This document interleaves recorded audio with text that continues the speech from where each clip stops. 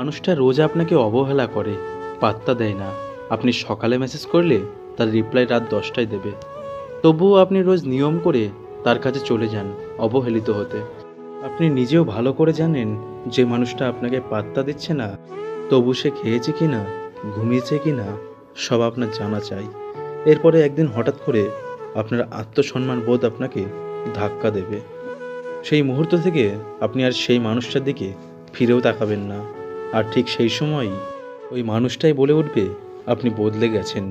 একজন পাগলের মতো ভালোবাসে আর একজন পাগল ভেবে অবহেলা করে। প্রত্যেক মানুষের জীবনে কিছু শব্দহীন কষ্ট থাকে, যার সাক্ষী সে শুধু নিজেই। খুব চেনা মানুষটাই একদিন তোমায় বুঝিয়ে দেবে মানুষ চেনার বিদ্যাটা তুমি এখনো শিখতে পারোনি।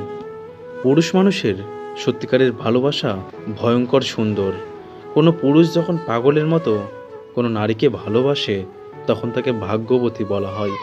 কিন্তু আফসোস একটাই, নারীরা সেই ভালোবাসাকে বুঝতে চায় না, বুঝতেই পারে না। যখন কেউ কাউকে ছেড়ে চলে যায় তখন সে শুধু নিজে যায় না, সাথে সাথে সে মানুষের হাসিটাও নিয়ে যায়। কিন্তু নিষ্ঠুর মানুষেরা সেটা কখনো টের পায় না।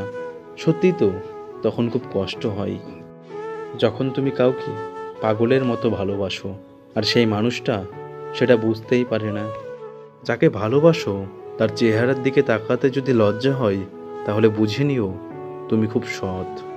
সাইকোলজি বলে মিথ্যে ভালোবাসার একটাই প্রমাণ, যাকে ভালোবাসো সে যদি কথা বলতে ব্যস্ততার অজুহাত দেখায়।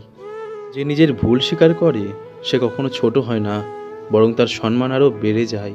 ভালোবাসা মানে শুধু দেহ বা রূপের আকর্ষণ নয়, ভালোবাসা মানে সম্মান, ভরসা।